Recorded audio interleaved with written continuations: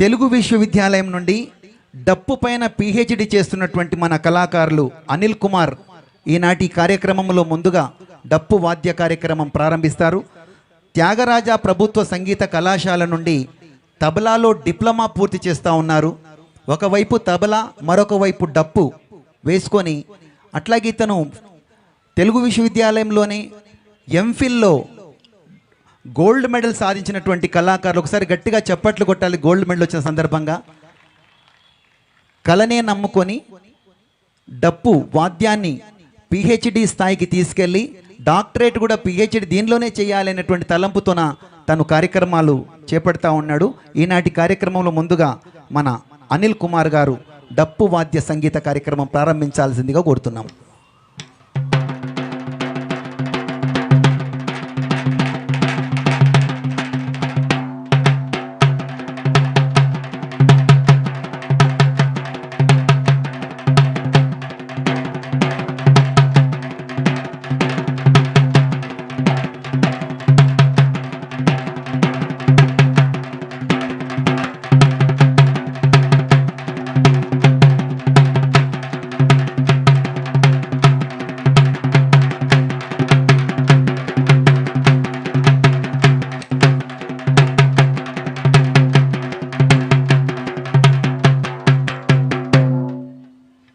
అందరికీ నమస్కారం.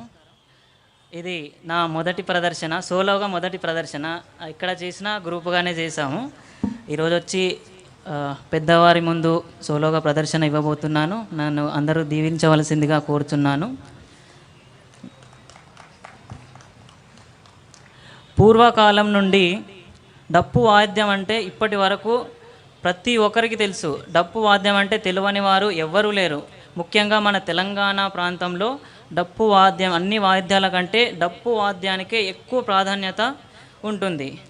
అయితే పూర్వకాలంలో ఈ డప్పు వాద్యం ఎలా అభివృద్ధి చెందుతూ వస్తుందనంటే, ఆది మానవుడు తాను జంతువులను వేటాడి ఆ యొక్క చర్మాన్ని తీసి చెట్లపైన రాళ్ళపైన వేసినప్పుడు, మరో రోజు వేటాడడానికి వెళ్ళినప్పుడు ఆ కర్ర కానీ రాయి కానీ ఆ చర్మానికి తగిలి పెద్దగా శబ్దం వచ్చింది, ఢమ్ అని. అయితే అది గమనించినటువంటి ఆది మానవుడు దాన్నే నెమ్మదిగా రూపాంతరాలు చెందుతూ డప్పు వాద్యంగా ఆవిర్భవించింది. అయితే మనకు ముఖ్యంగా మొట్టమొదటిసారి ఎక్కడ ఉపయోగించారు గ్రామంలో అంటే, ఏదన్నా విషయాన్ని ప్రజలందరికీ, గ్రామస్తులందరికీ తెలియజేయాలని అంటే డప్పు వాద్యాన్ని మొదటగా ఉపయోగించారు. ఆ విధంగా ఉపయోగించడాన్ని మనము చాటింపు వేయడం అన్నాము. ఏదైనా ఒక విషయం గ్రామస్తులందరికీ తెలియజేయాలంటే చాటింపు వేయించేవారు. అయితే ఈ చాటింపు యొక్క దరువుని గ్రామాలలో ఎలా వాయిస్తారో ఒకసారి చూద్దాం. ఈ వాయిద్యాన్ని నేను డప్పుపై వాయించడమే కాకుండా నోటితో మీ అందరికీ చెప్పి దాని తర్వాత డప్పుపై వాయిస్తాను. ఇప్పుడు చాటింపు దరువు. జగ్గున్నకు నక్కున్నకు, జగ్గున్నకు నక్కున్నకు, జగ్గున్నకు నక్కున్నకు అని వాయిస్తారు. అయితే ఈ యొక్క దరువులలో, డప్పు దరువులలో ప్రాంతాన్ని బట్టి వేరువేరుగా ఉంటుంది. అన్ని ప్రాంతాలలో ఒక విధంగా ఉండదు. మన తెలంగాణ రాష్ట్రంలో వివిధ జిల్లాలలో వివిధ రకాలుగా ఉంటుంది.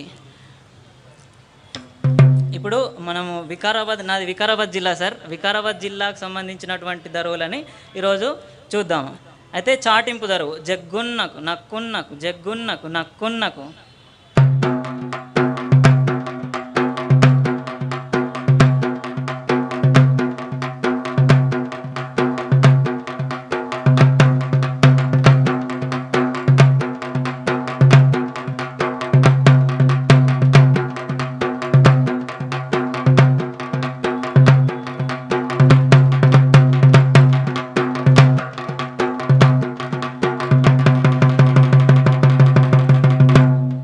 గ్రామస్తులందరికీ తెలియజేయనదేమనగా, రేపు పొద్దుగాల పట్నం నుంచి డాక్టర్లు వచ్చి గ్రామంలో పోలియో చుక్కలు వేస్తారంట.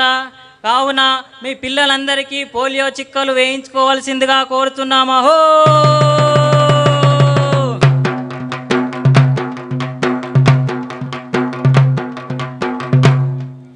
ఈ విధంగా పూర్వకాలంలో చాటింపు వేసేవారు. అయితే ఇదే దరువుని గ్రామంలో చౌరస్తాలు ఎక్కడెక్కడ ఉంటాయో అన్ని ప్రాంతంలో తిరిగి మొత్తం ఈ దరువుతోనే ప్రదర్శన ఇచ్చేవారు. ఇప్పుడు రెండవది వచ్చేసరికి పెళ్ళిళ్ళకు. ఇప్పుడు పెళ్ళిళ్ళకు డప్పు ఎడ వాయిస్తున్నారని అందరికీ డౌట్ రావచ్చు, ఖచ్చితంగా వస్తుంది సార్.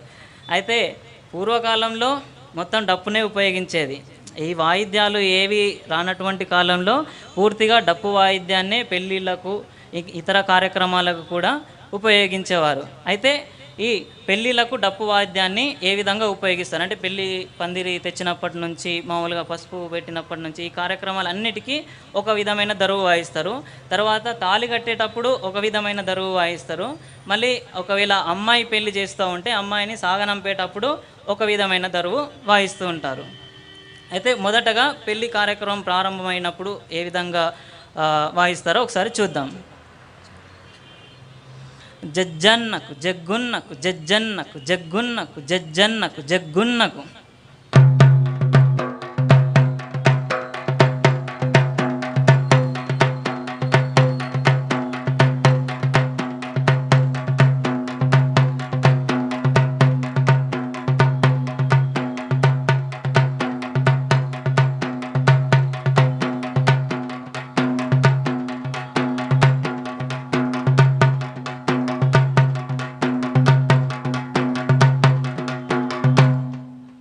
దరువును వాయిస్తారు. అయితే తాళు కట్టేటప్పుడు మాత్రం వేరే దరువును వాయిస్తారు.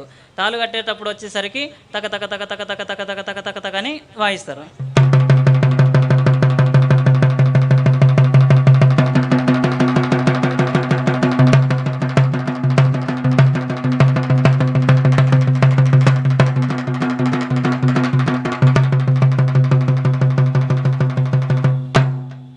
ఈ విధంగా తాళి కట్టేటప్పుడు వాయిస్తారు. అయితే పెళ్లి కూతురుని సాగనంపేటప్పుడు, అయితే గుడి దగ్గరికి వెళ్ళినప్పుడు వాళ్ళు బాగా ఏడుస్తూ ఉంటారు, కానీ ఇంటి దగ్గర మొదటగా ప్రారంభించేటప్పుడు ఒక విధమైన దరువు వాయిస్తూ ప్రారంభిస్తారు. అయితే డప్పు వాయిద్యం వాయించేటటువంటి వాళ్ళు ఆ దరువుకు తగ్గట్టు పాట కూడా వాడతారు. వాళ్ళు ఒకసారి దరువు ఎలా వాయిస్తారో చూద్దాం.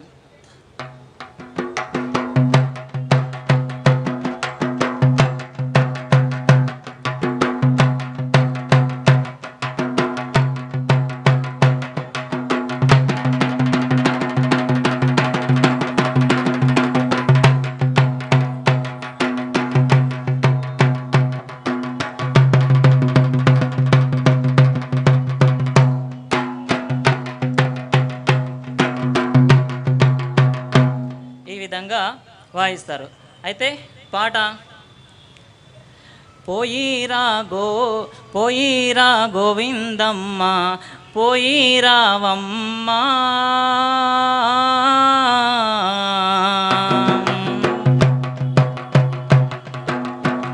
అత్తగారింటికి పోయిరావమ్మ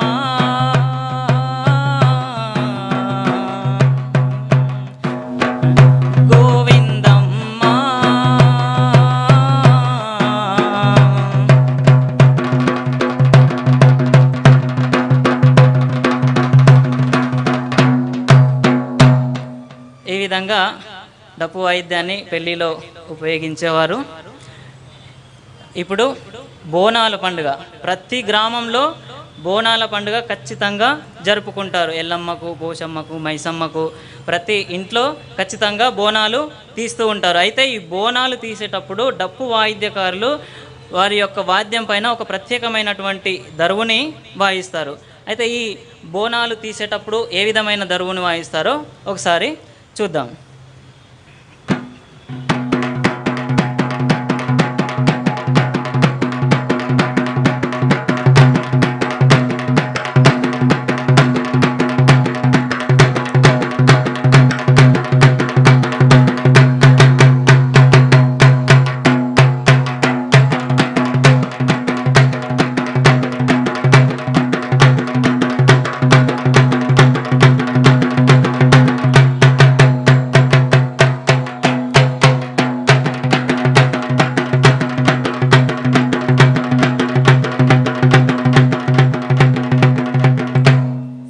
విధంగా బోనాలు తీసేటప్పుడు ఆ బోనాలు ఇంటి నుండి ఎత్తుకొని గుడి దగ్గరికి వెళ్ళి గుడి చుట్టూ ప్రదక్షిణలు చేసి మళ్ళీ ఇంటికి వచ్చే వరకు ఒకే దరువును వాయిస్తారు. మధ్యలో ఎవరైనా వేప కొమ్మలు పట్టుకొని సిగమూగినప్పుడు వేరే రకంగా వాయిస్తారు. అది వచ్చేసరికి తక తక తక తక తక అని వాయిస్తారు. ఆమె ఇట్లా ఊగుతూ ఉంటే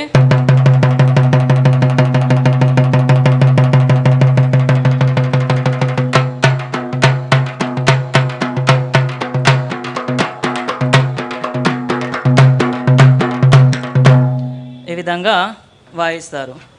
అయితే గ్రామాలలో మరొకటి పీర్ల పండుగ.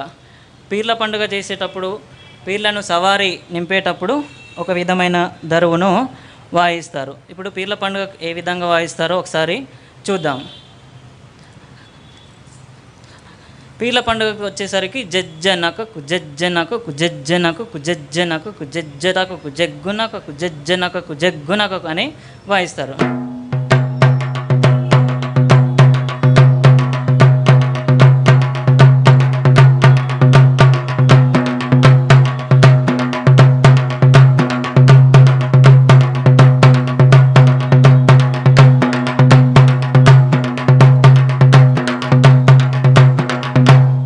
విధంగా వాయిస్తారు.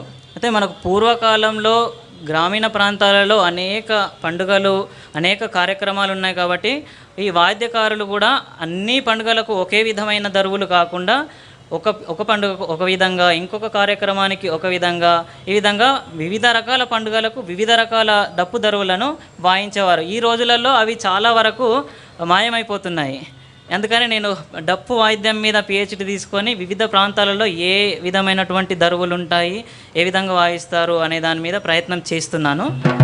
అయితే ఇప్పుడు నెక్స్ట్ వచ్చేసి మనకు పులివేషాలు పీర్ల పండుగ వేసినప్పుడు పులివేషాలు కనిపిస్తుంటాయి మనకు. అదేవిధంగా అమ్మవారి ఊరేగింపులు ఎక్కడైనా జరుగుతూ ఉంటే కొంతమంది పులివేషాలు వేసుకొని ఆడుతూ ఉంటారు. అయితే పులివేషాలు ఆడుతున్నప్పుడు ఏ విధంగా వాయిస్తారో చూద్దాం. జామ్ జామ్ త జామ్ తత్త జామ్ జామ్ త జామ్ తత్త అంటే మొదలు పెట్టేటప్పుడు ఒక టెంపో నెమ్మదిగా ఉంటుంది, ఆ తర్వాత కొంచెం పెరుగుతుంది, చివరిగా ఎక్కువగా వాయిద్యం స్పీడ్ పెరుగుతూ ఉంటుంది. మొదలు వచ్చేసరికి జామ్ జామ్ త జామ్ తత్త జామ్ జామ్ త జామ్ తత్త జామ్ జామ్ త జామ్ దిరుగుడుత జామ్ జామ్ జామ్ దిరుగుడుత జామ్ జామ్ త జామ్ దిరుగుడుత. చివరికి వచ్చేసరికి తక తకిట తక తకిట తక తకిట దిరగడదాం తక తకిట తక తకిట తక తకిట దిరగడదాం అని వస్తుంది.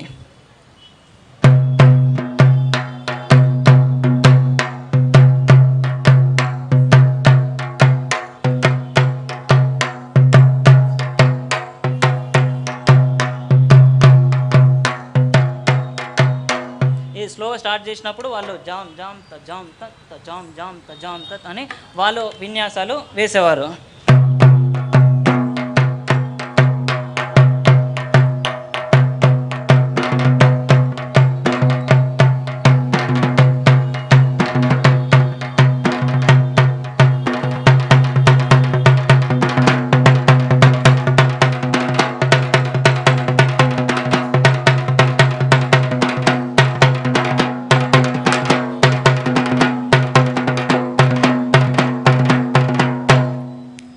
విధంగా వాయించేవారు. మనకు నెక్స్ట్ వచ్చేసరికి జాతరలలో పోతరాజులు ఆడేటప్పుడు, గ్రామాలలో జాతరలు చేసినప్పుడు పోతరాజులు ఏర్పుల వారిని ప్రతి గ్రామంలో పిలిపించుకుంటూ ఉంటారు. అయితే పోతరాజులు ఆడేటప్పుడు ఏ విధంగా వాయిస్తారో ఒకసారి చూద్దాం. జజ్జనక జగ్గునక జజ్జనక జగ్గునక జజ్జనక జగ్గునక.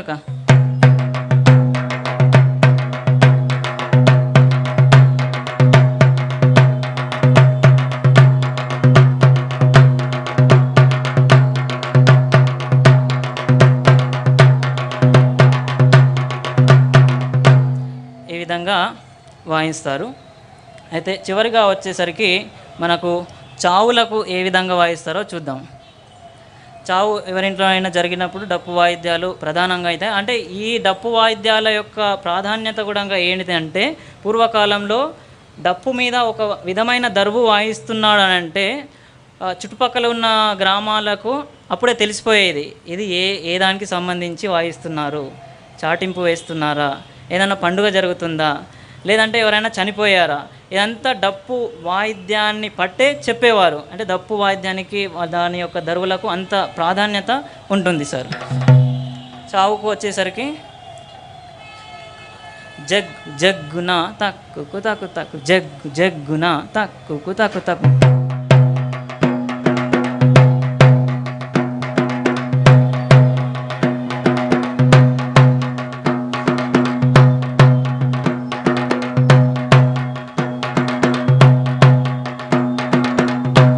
ఈ విధంగా వాయిస్తారు చావుకు వచ్చేసి.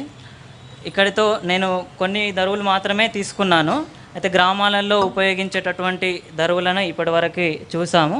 ఇప్పుడు వచ్చేసి నేను డప్పు నృత్యం, డప్పు వాద్యం మొదటగా ఓన్లీ దరువుల మీదే ఉండేది. దాని తర్వాత కొంచెం రోజులు మారే కొద్దీ డప్పు వాయిస్తూ దానికి అడుగులు వేయడం నేర్చుకొని దాన్ని నృత్యంగా మలిచి అనేక ప్రాంతాలలో ఇప్పుడు డప్పు వాద్యం కంటే డప్పు నృత్యమే ఎక్కువ కనిపిస్తూ ఉంటుంది మనకు. ప్రభుత్వ ర్యాలీలలో, జాతరలలో ఎక్కడ చూసినా డప్పు నృత్యం ఖచ్చితంగా కనిపిస్తూ ఉంటుంది. ఇప్పుడు డప్పు నృత్యం వచ్చేసరికి మొదటగా ఆది దరువు వచ్చేసరికి జామ్ తక్క తక్క తక్క, జామ్ తక్క తక్క తక్క. డప్పు మీద వచ్చేసరికి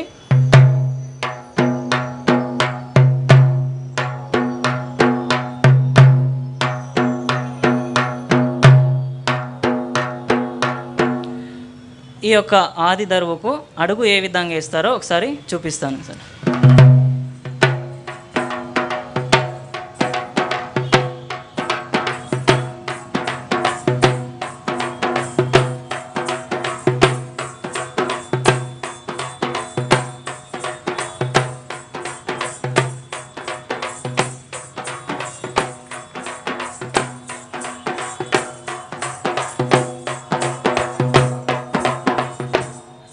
ఇంకొక దరువు, ఇదే సేమ్ దరువుకు ఇంకొక విధంగా అడుగు వేస్తాను.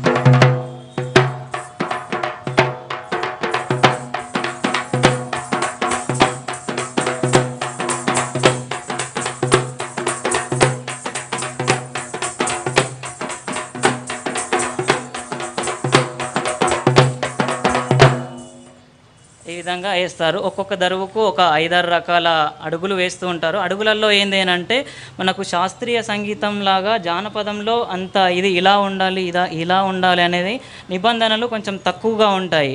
అయితే ఇది ఏ విధంగా అభివృద్ధి చెందుతూ వస్తుందనంటే, ఒక మాస్టర్ ఉంటాడు, అతను ఏ విధంగా ఆలోచించి అతని యొక్క ఆలోచన శక్తుల పైన ఆధారపడి ఉంటుంది. ఒక గురువు ఒక విధంగా నేర్పిస్తే ఇంకొక గురువు ఇంకొక విధంగా నేర్పించడం కూడా జరుగుతుంది. కాబట్టి ఒక ప్రాంతంలో ఒక విధంగా, ఇంకో ప్రాంతంలో ఇంకొక విధంగా కనిపిస్తూ ఉంటుంది. రెండవది వచ్చేసరికి జాతర దరువు, జామ్ జామ్ తక్క త, జామ్ జామ్ తక్క త.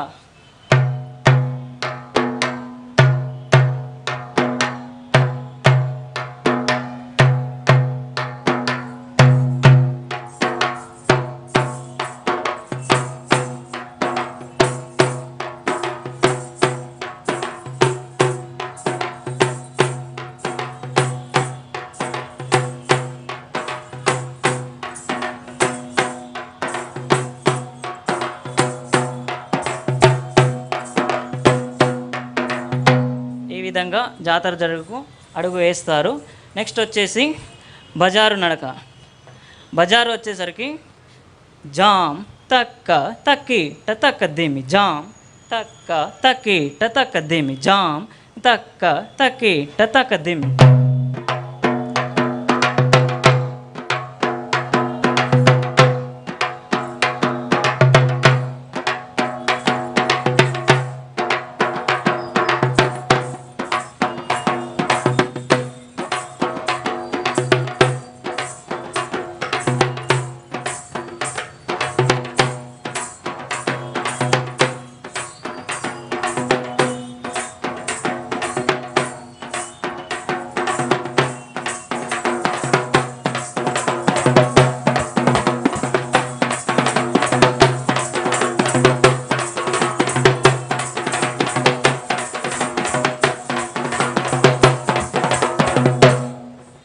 బజారు నడకకు ఈ విధమైనటువంటి అడుగు వేస్తారు.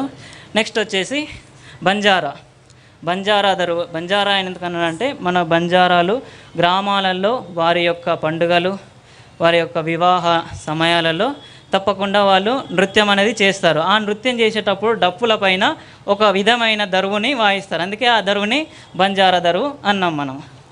బంజారా దరువు వచ్చేసరికి జామ్ అకుంకు నక్కు జామ్ తక్క తక్క తక్క జామ్ అకుంకు నక్కు జామ్ తక్క తక్క తక్క.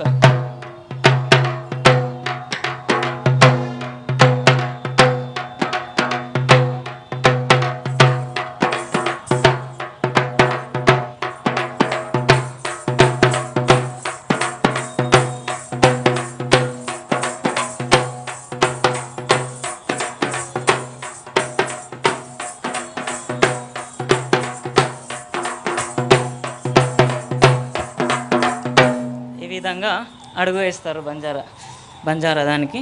నెక్స్ట్ వచ్చేసి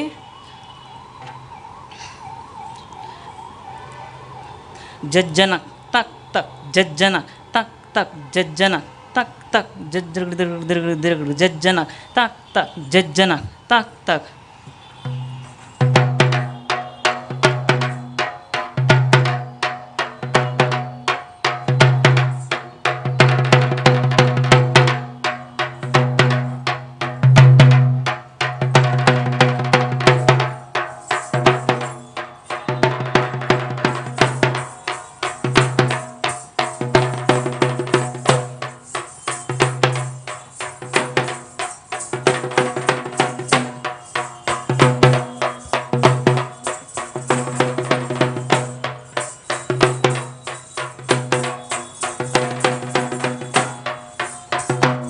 ఈ యొక్క దరువుకి ఏ విధమైన అడుగు వేస్తారు. చివరిగా పాటలలో మనం దరువులను ఏ విధంగా చెప్పుకోవాలో ఒక 2 చూసి ఇక్కడితో ముగిస్తాను. పాటలో ఉన్నది సార్. ఇప్పుడు మనము ప్రకృతి పైన తీసుకుంటే సార్ ఒకటే పాటకు ఇప్పుడు చెట్టు చెట్టమ్మను నేను చెట్టును నేనురా మనిషి మనుగడ తదిగినత తదిగినత తదిగినత తదిగినత తదిగినత తదిగినత తా.